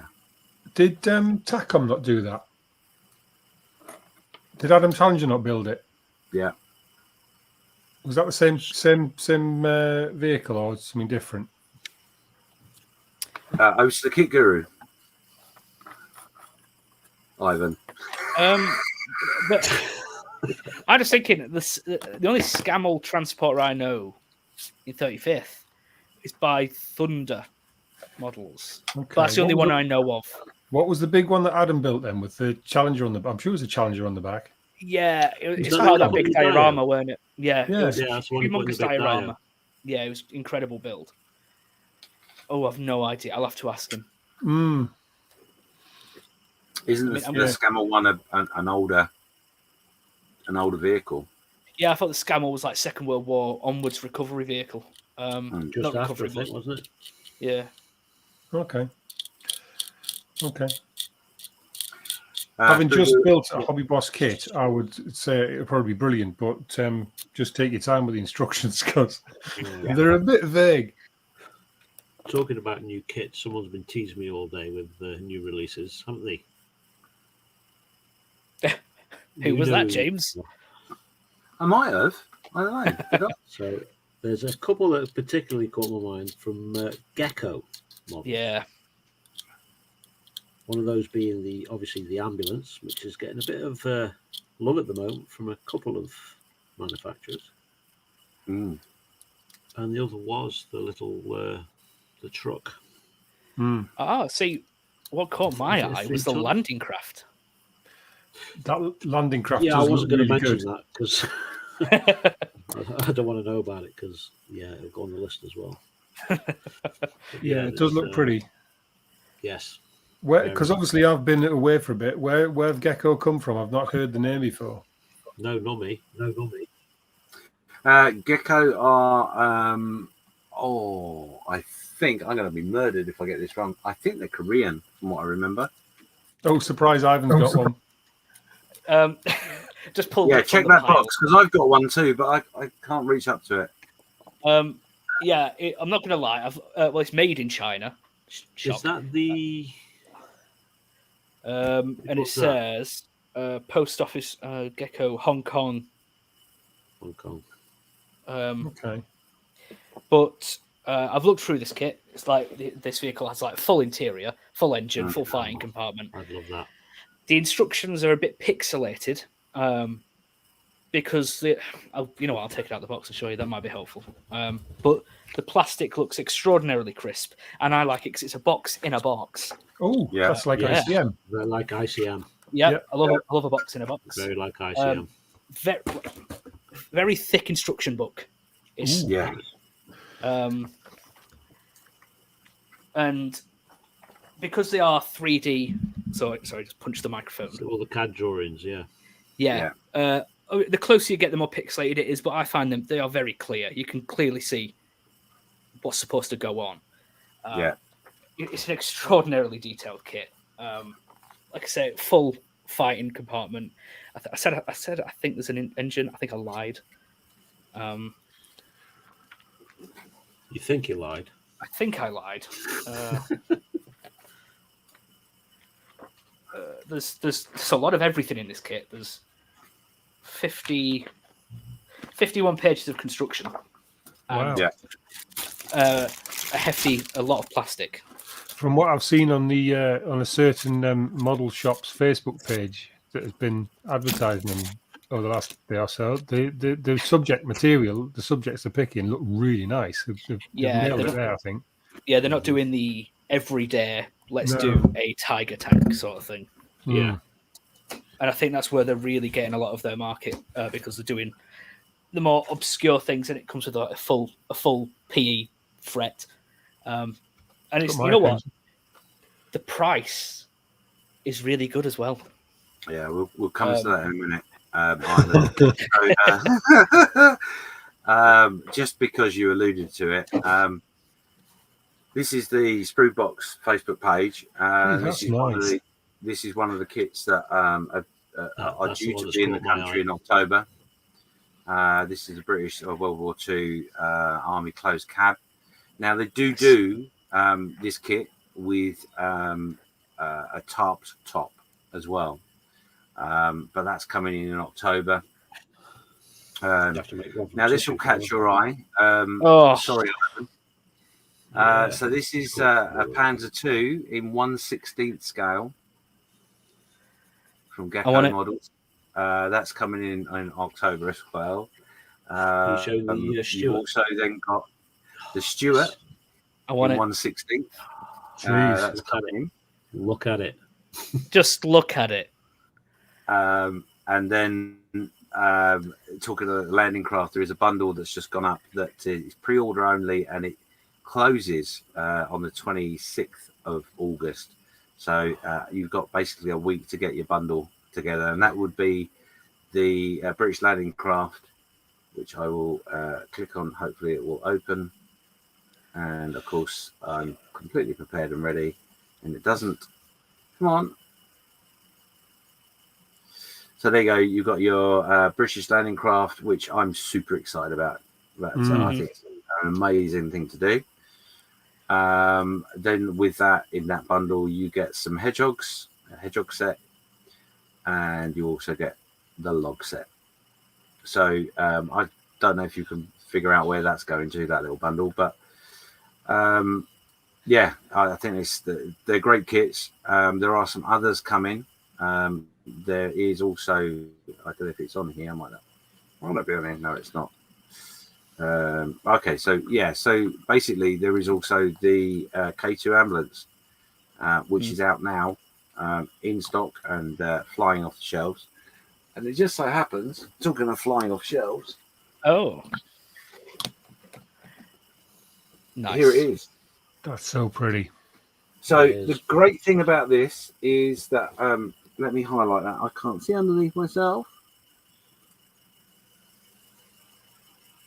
Yeah, so the great thing about this particular kit, hello, is it's a special edition. And the reason it's a special edition is because you get a figure of the Queen in it. Oh, right. Okay. Now, I've got this one, and I also have the Airfix one up there on the shelf, which I won't get down because it's a little bit, I wasn't prepared for that. The difference is that the Airfix kit, it's a great kit. I won't knock it at all. I think it's brilliant. 140 plus pieces. The Gecko kit, 400 and something pieces. Okay. And a full engine, if I remember correct. Full engine. You've got everything you have to build up. So for the more experienced modeler, or the one that wants a little bit more of a challenge, that's the kit to get, because there is so much there to do. The price difference, as Ivan alluded to, is £5. So the Airfix is £5 cheaper than the Gecko, and look what you get. Yeah, just phenomenal. I'm impressed with Gecko and the route they're taking so far. Yeah, they're a great company, and their subject matter is really well chosen. I think personally, really well. Has anyone done a build series or anything on YouTube to illustrate or demonstrate how good they are as kits or anything?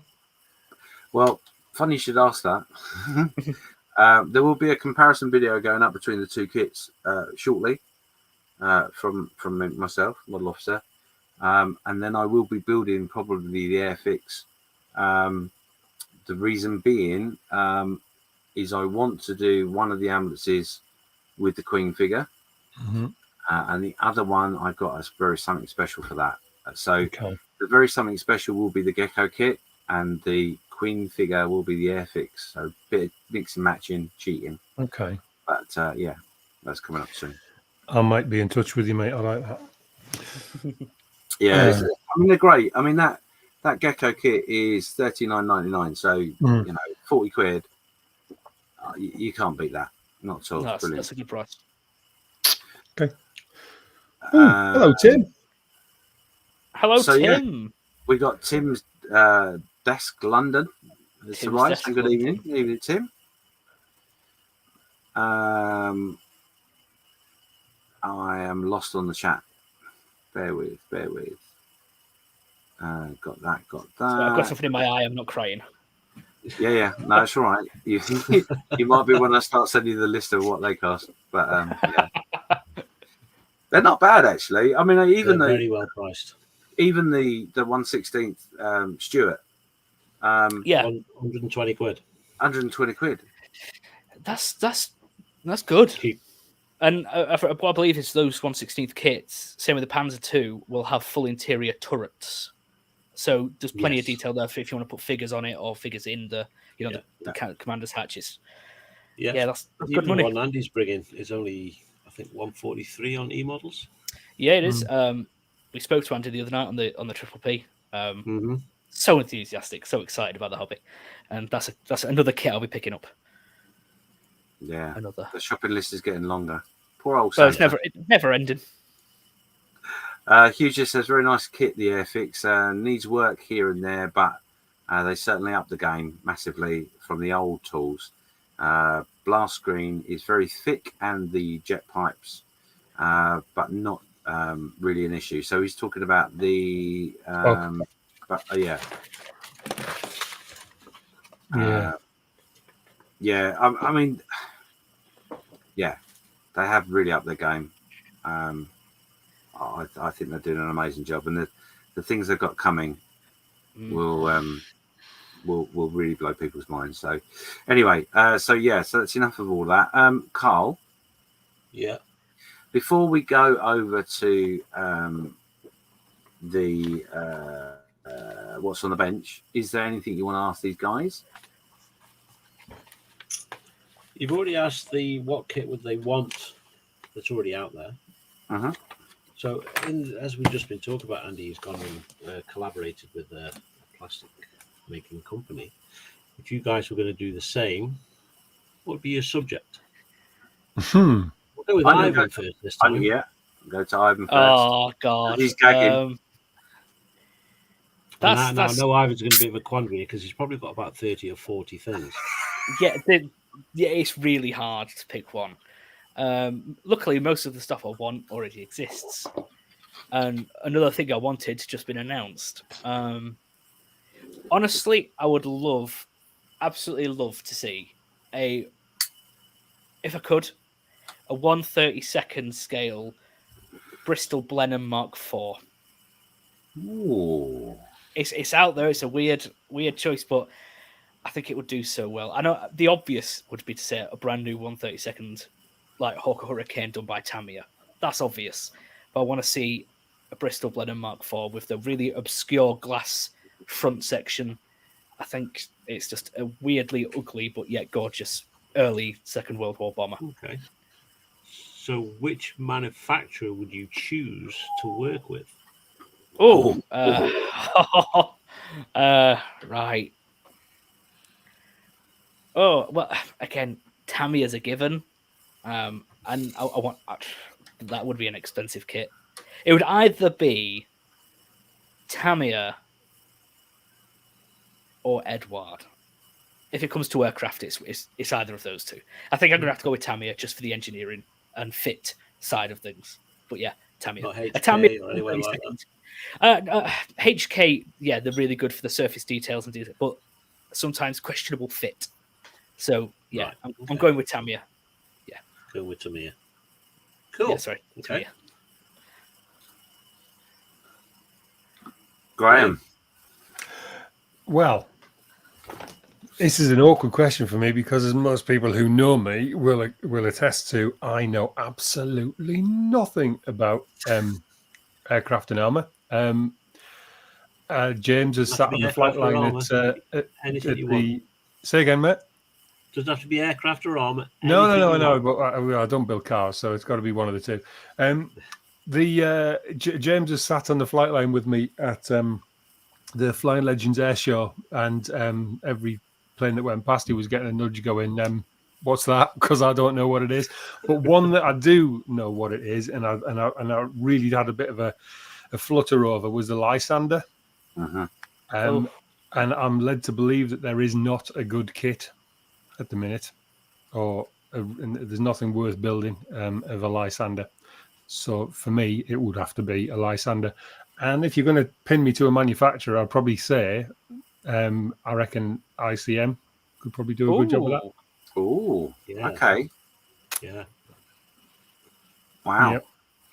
Because the reason I say ICM, and the only reason I say that is because having built a couple of their kits, they tend to be fairly simple and straightforward. They don't overcomplicate them. And with the Lysander being quite a complicated looking thing, I think ICM would probably nail it because they would keep it simple, straight, probably with an option of an upgrade set on the interior. But I think the actual build itself could be pretty decent if ICM got their hands on it. You know, that's a really good little pick you've chosen there. Yeah, Tim's agreeing with you there. He's not only the choice of aircraft, but also the manufacturer. I just think, because I think if Edward got their hands on it, it would be mega complicated. It'd be beautiful, but it'd be really highly detailed and probably quite complex. And every time we're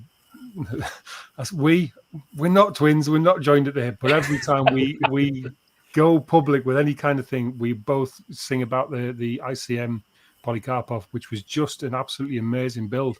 You can't fault it. Just phenomenal. Yeah, I built one as well. It's a great little kit. Yeah, and I just think if you could just put that into to build a 48 scale Lysander, that would be perfect. I think we need to build another.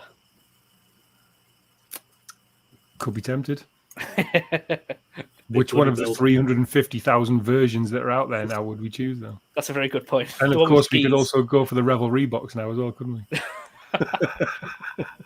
So Al's just saying there that he thinks the Staunch just edges out the Lysander for him.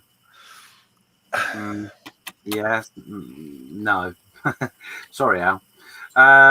Hugh says he would love to see a 148 scale Lysander. A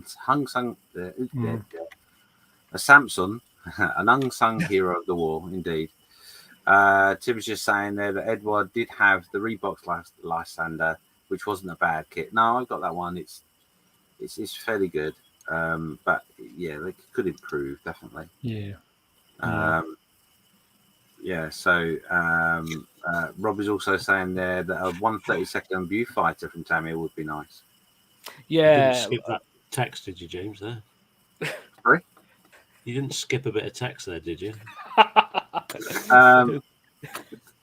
No, not necessarily. I was coming back to it. But yes, there's been some comments about why Ivan's got such a long face, and it's really down to his spray-on beard. Yeah, it's a bit warm in here. It's rubbing off. Can I just point out, I think it was referring to the horse in the background. Aha! The horse that everyone keeps calling a unicorn. Yes, well, that's the long face. Yeah. It's not Ivan. Gotcha. Yeah. Okay. I'm with you, Sprue. Oh, yeah. I was just there it is. Now is that held together with wire, or is it wrapped in fairy lights? They are fairy lights. I didn't take them down from Christmas. Whoa, hang on. So for your Christmas decoration, you've got a horse's head with lights on. Wow. Yeah. Okay. It's festive. It's only 3 months, and you don't need to bother. It's a threat to Rudolph. Yeah, this is what happened the last time a horse come around. Hey, look, Rudolph. Stay off my roof. Just make sure you drop the passes off. Yeah, drop these off. I'm not paying customs on that again. Anyway. Dear, never mind. So we're all quiet with the chat. Still 30 people watching, so thanks very much for being with us. One thing in which I do want to ask before we head over to the Facebook page, two things actually. Karl, are you doing the Facebook page or shall I? I'll let you do that, James. Okay, thanks. Delegation. It's all right. I'm just redoing it now. The one thing I wanted to ask is obviously these guys are here with us this evening. We've done 3 weeks now with some special guests. Myself, Karl, and Steve, we all think it's gone really, really well. So can you do me a favor? We're going to put a post up in the Facebook page tomorrow or maybe tonight because I've only just thought of this. Asking you who you would like to see as guests. If you can put your recommendations or comments in there with the name of the person and maybe the reason, that would be good. That would give us some idea as to what to do. I mean, while we're going through your work, Karl might put the post up tonight. You never know. Delegation. Thank you. Just help us. I mean, obviously, the three of us have decided that. I mean, Steve's not here tonight, unfortunately, because he's at a wedding, all fancy in a castle. But yeah, being Harry Potter, isn't he? He is. Yeah. And no. No, you're not going to get me. No. Maybe later. So we decided that we want to try different things on our format. So we think the guest is working, and I hope you agree. Looking at the numbers, I think it's right. So so anyway, we're going to head over to the bench work in a second. I just got to refresh my page and hope this fly goes somewhere else because I will lose the plot otherwise. I think we're ready. So let's share that. Oh, the seamlessness of it all. So professional. Yeah, we are getting there. Don't worry.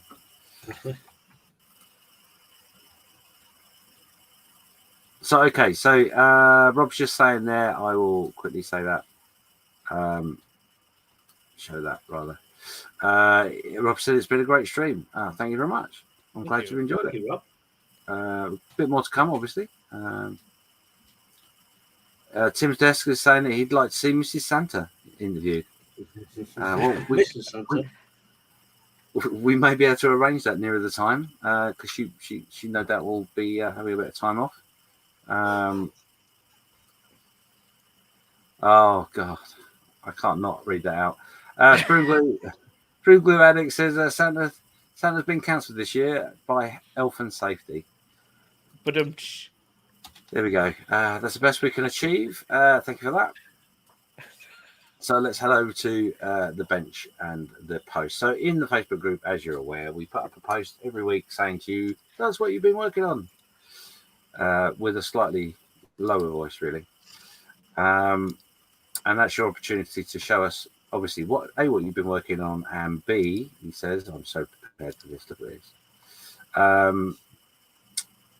Yeah, what you're working on right now, or maybe what you finished. So we'll start off with Don Pedro is our first one. He's working on this. Funny segue. Look at that. Oh, wow. So it's neither of the planes in which we've been talking about, but it's a segue. Never mind. It's very similar, though, isn't it? It is, yeah. It's not the Staunch, but it is one of its offsprings, I think, if I remember correctly. So, yeah. Nice old kit. Nice Matchbox kit. Just what I would have had when I was much younger, back in the day. And, of course, Don doesn't hang around with his builds. And this was it.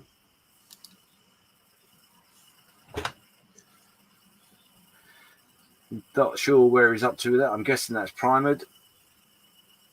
To play with.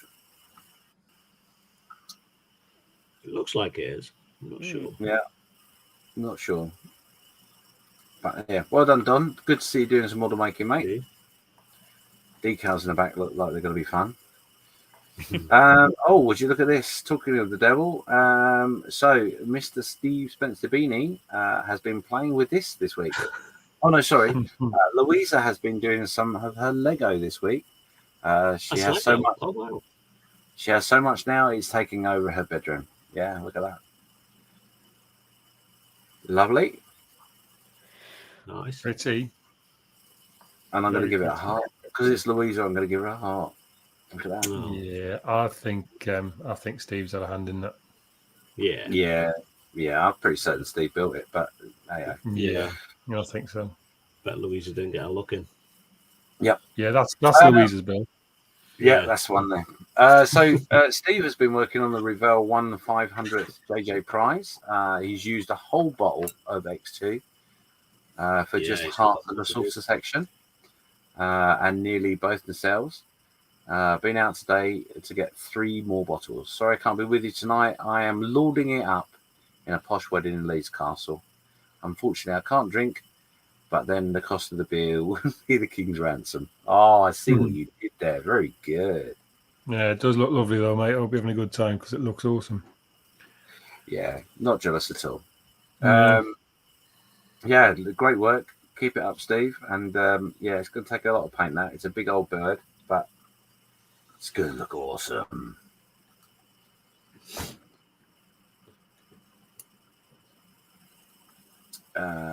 So, Mr. Ewing, that's me finished. The Tamiya 1/24th Porsche 959, rather old kit, not without its issues, especially the side windows that wouldn't fit. Unfortunately, all the glass parts needed cleaning and polishing. Wow! Just to cut into you there, James. Tim is heading off. He's have a great night, all. Keep enjoying your modelling. Cheers for popping in, Tim. See you, mate. Always a pleasure. Be good, Tim. Catch us on Watch Back, whatever you call it. Oh, I don't know. Yeah, look at that. That's lovely. Wonderful finish on that. Mark, he's one of those that can do shiny and he can do the armour as well. It's frustrating. Yeah, that's a nice shiny though. That. Yeah. Yeah, I like that a lot. Mm-hmm. I don't hate him at all in any way, shape, or form. No, I'd have no chance of achieving that. No. Not at all.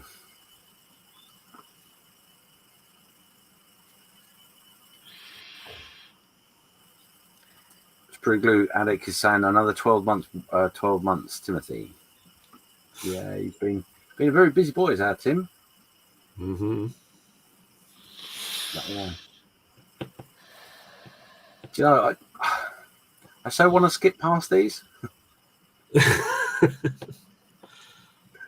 I mean, in a nice way, Mark. Honestly. There's a lot of them, right?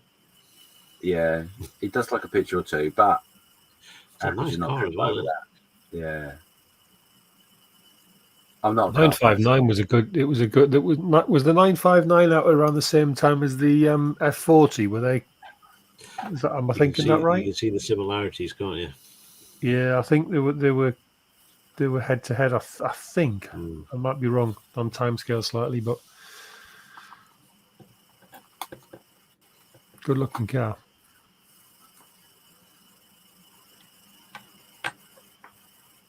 And there it is, the garage. Nice little garage. Base. Garage. Number 7, don't you know? I do like a bit of fried lights myself, but there you go. Yeah, it's a nice grey as well, isn't it? Got to say it. Got to say.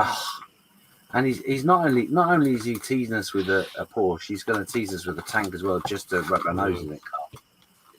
I know, so lovely, Mark. Great work. Yeah, good finish on that, Mark. And talking of the devil, so that's better. He modified an old base for the Challenger 2 tank and painted the figure, added all the little parts, and now finally done. Yeah. Nice. Yeah, I like that.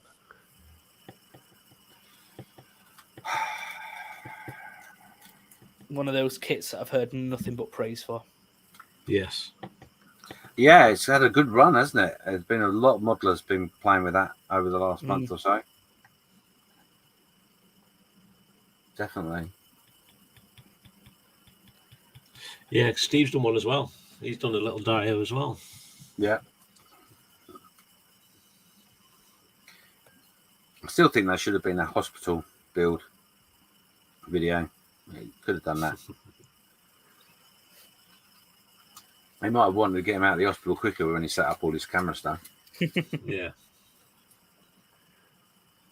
Yeah, lovely work, Mark. As always. Yeah. We've got more from Mark. He's been busy. So yeah, this is the last one of the challenge. Yeah, I do like that. That looks really smart. I love those Just skirts. the right amount on that. Yeah. Yeah, I like that a lot. Almost makes you want to build one. Almost. Well, yeah. I can't put anything more on my desk. And next up from Mark is this. He's finished the little Revell Darth Vader TIE Fighter for his son. Just a quick 2-day build with minimal weathering. Nice. I've got Beam one me on up, my Scotty. right next to me as well. Just a mere 2 days.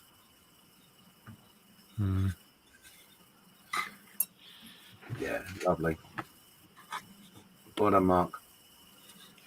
Very nice. So next up is Scott Sutherland. Work continues on the Meng Macabre 4. Very close to finishing it off. There's a little hidden Easter egg on the model. Let's see who finds it. Oh wow! Okay. I can't see any eggs on that. No.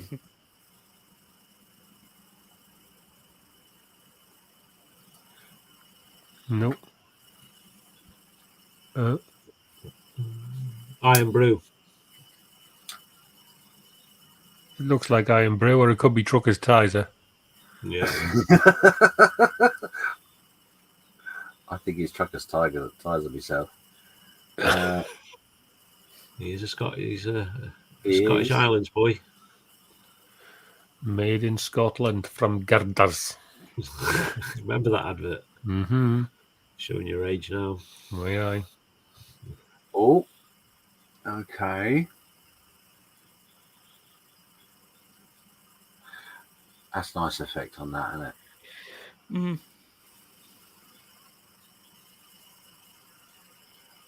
I like it. So we're going with Tizer, are we? Is that what we're No, going with? he's said it's an iron brew bottle. It's an iron brew bottle. Okay.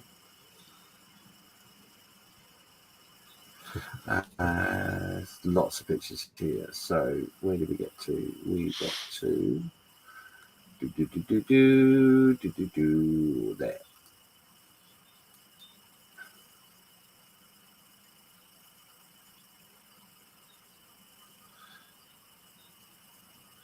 It's a fair old tank, like. Oh, wow.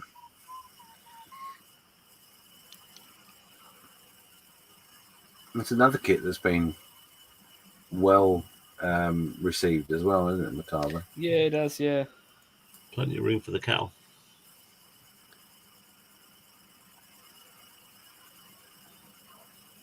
Nice. Yeah, I like that.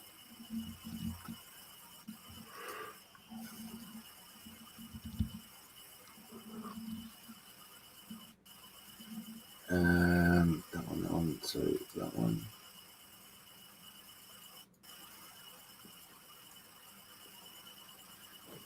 There's a lot of fabric on that, isn't it?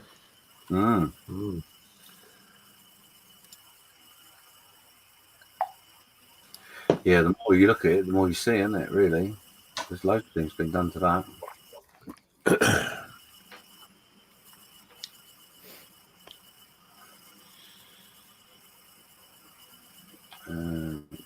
Oh, God. I lost track of where I am again. I think I have. Sorry, Scott, if I miss any out. I think it's that one.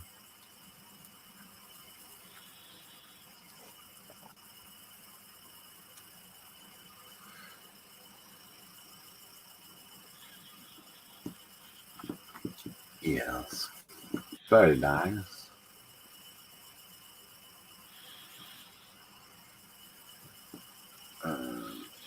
That one.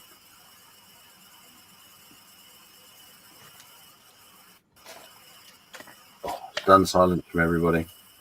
Love it.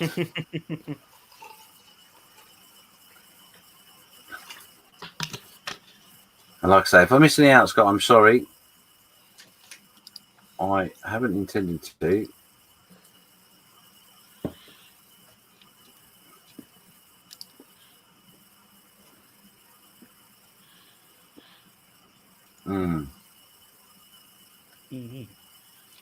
Yes, very nice.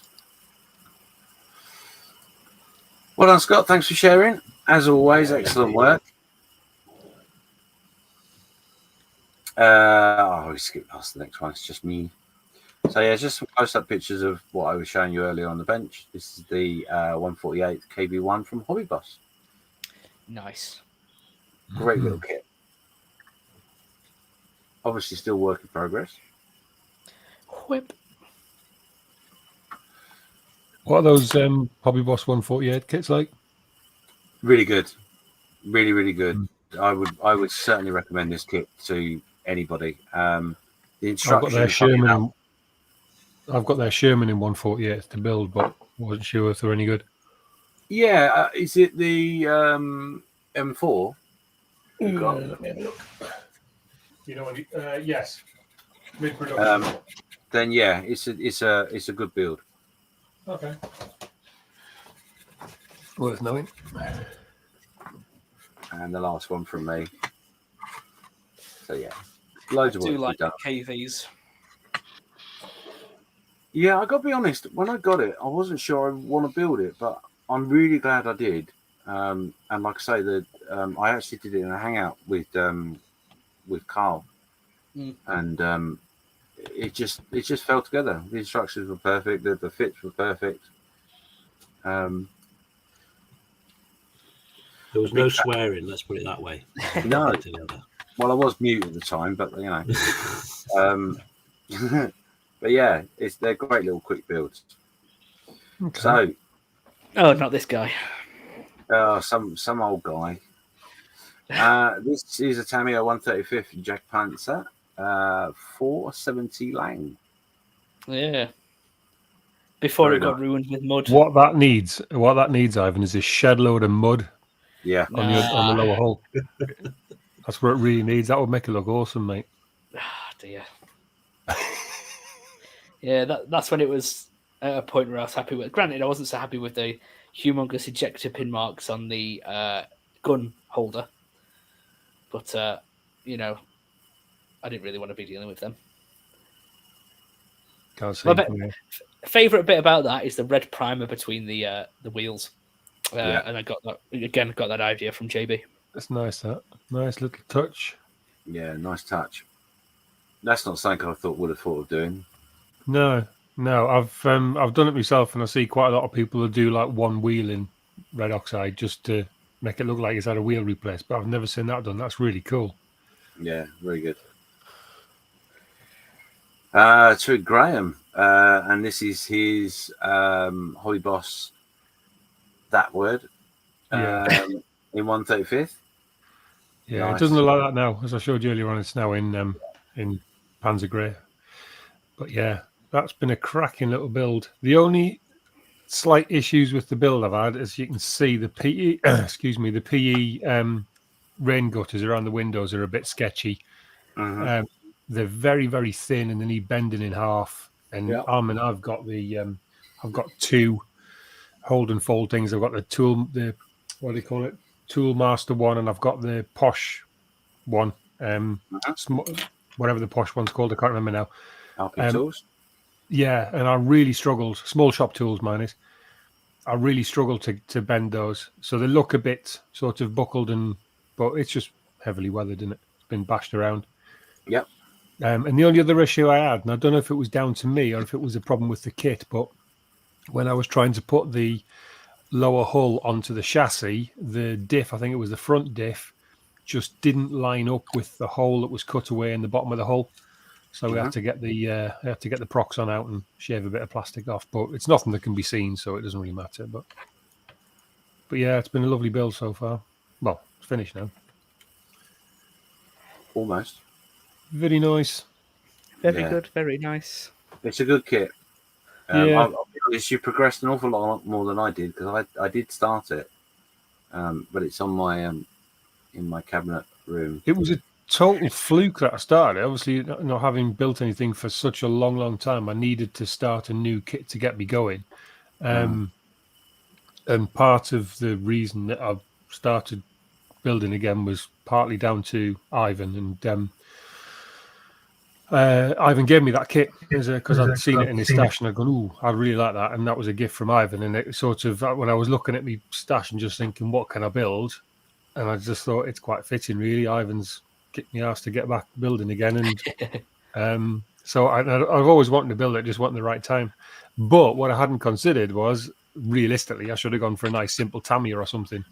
But with it being a little bit, made me have to think a little bit to get around the dodgy instructions. I think it's actually done me good. It's been really good to get back into it properly and not just shake a box and drop a model out.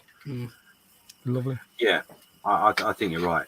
You know, sometimes coming back to the hobby, depending on your mind and where you are, sometimes a shake and bake is good, and sometimes something a little bit more complicated is the right choice. I think it's just the right level. I mean, it's certainly not wings complicated, but it's just been enough to keep the grey matter ticking over and give me a little bit of a challenge, which has been perfect, really.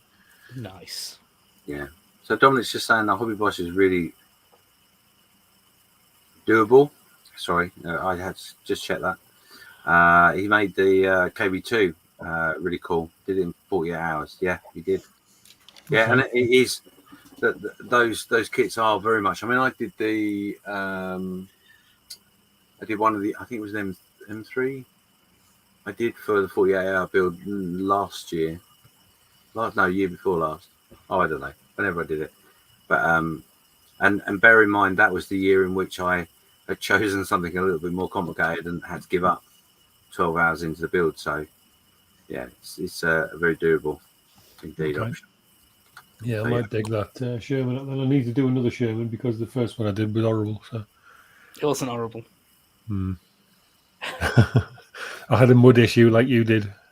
Yeah, it was the easy 8. Easy 8, if I remember correct. It was, yeah. It was. Tamiya kit as well. And I just got the end and I thought, I lost all heart and I literally just threw mud at it and stuck it in the cabinet and it's never come out again. I didn't even take any photos of it built.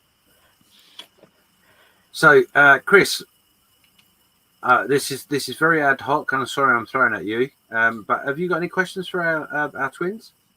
Twins.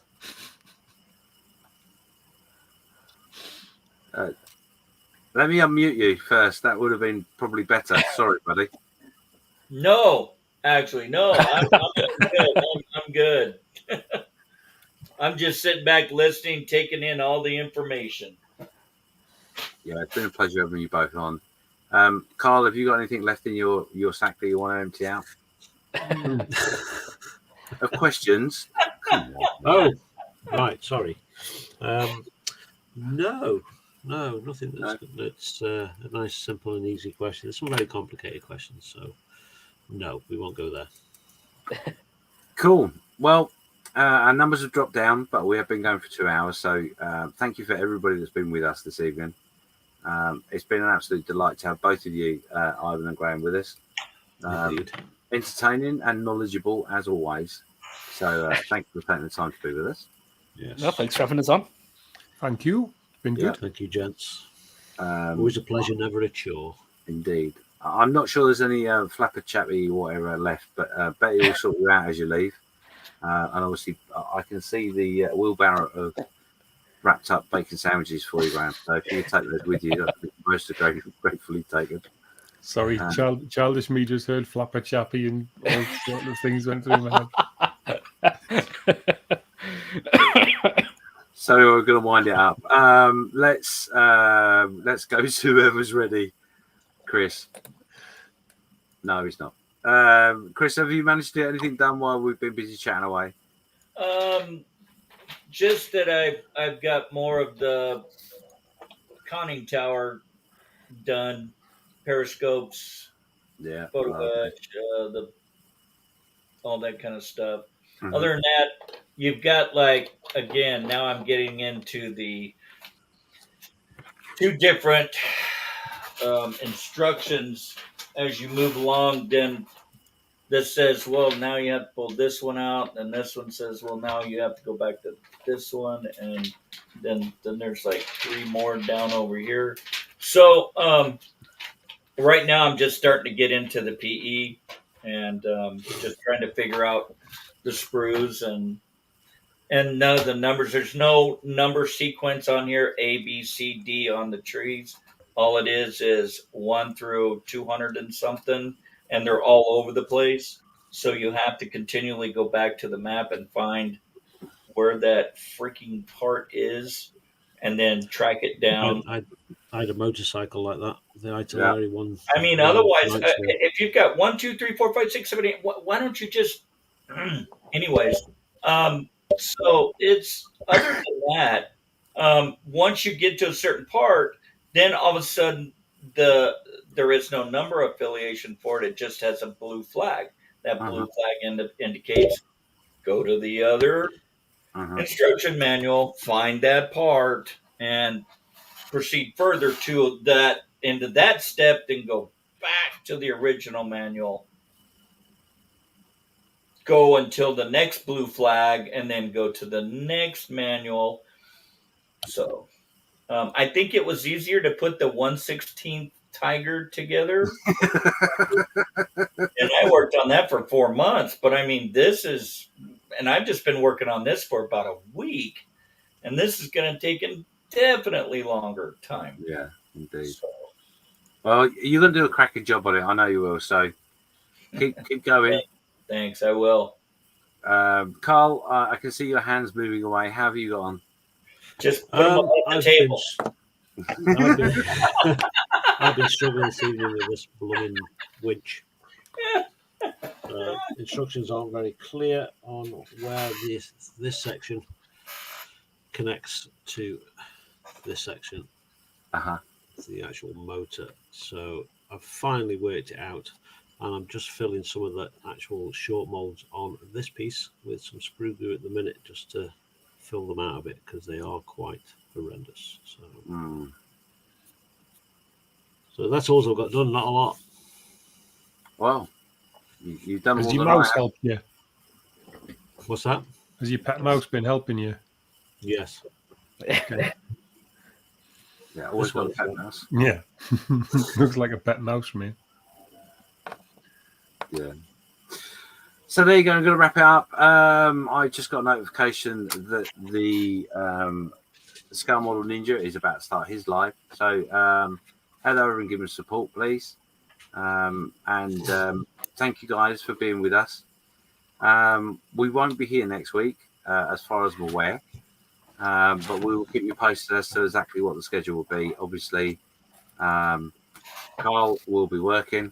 Karl that side, not Karl that side, different Karl. Anyway, yeah, he'll be working for the next couple of weeks. So, and I'm not sure what my schedule is. So we'll work it out. Watch out for the post. If you haven't already, Post is up. Sorry. Post is up to see. Oh. Ask folk what sort of what guests they would like to see and why. So head on over. Let us know who you'd like to see as a guest. Yeah, please make sure you interact with it, and please make sure you pop your comments in on the Facebook page as well as that particular post. But generally speaking, and remember, we're all one big community. So let's show support to everybody. We're going to head over to Scale Model Ninja in a minute and say good evening. And there he is, the delectable Karl himself. Look at that. Don't see that often. So yes, This is why you don't see it very often. Well, yeah, that is the truth. But anyway, and just that for myself, really, if you haven't subscribed to the channel, the Model Officers YouTube channel, please make sure you do so. Press the little bell icon. That way, you make sure you will not miss out on any content. There is plenty to come. And what's happening in the morning, James? Nothing. Sorry, yeah, there is the Models for Heroes live at 9 o'clock. Head over there and support the charity. They have fun and games and all sorts. So, yeah, make sure you do that. That'd be great. And one last little message. I can't believe you got it out, though.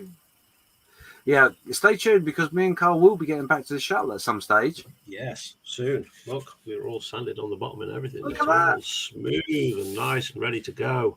Wow. Next month, he'll catch up with me. That'd be great. If you stop cheating, I will.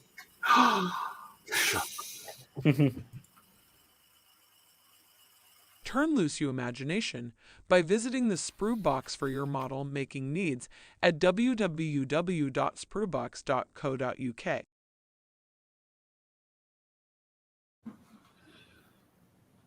So yeah, I just throw that in there for a particular reason. Over the next week or so, there will be some special offers going up. They are time limited, so please make sure you have a look and get anything you really would like straight in the cart. Don't miss out because they are time limited. So, but from everyone on the crew and our second twin that hasn't gone, I got a finger being pointed at me. There's something happening next Friday as well. It might be worthwhile mentioning. Yes, indeed. I'm so glad you told me because it's written on my list just there. In fact, where is one? Yeah. Okay. So, if you're not aware, obviously Luke Carswell has his Facebook group, the Black Rifle Model Works community page, and they have decided some of the admins and that, and some old faces, some new faces, and all that sort of stuff. They're going to do a live next Friday at 9 o'clock. So please check for that and support them. It's going to be an interesting show, I think. There's a lot going on. And like I said, there'll be faces you haven't seen for a little while, faces that you have seen, and faces you've never seen. Absolutely gutted I'm working. Yeah, and some won't be there because they're too busy working. Yeah. Got it. Anyway, thanks everyone for tuning in. We will see you very soon. Take care. Good everyone. Bye.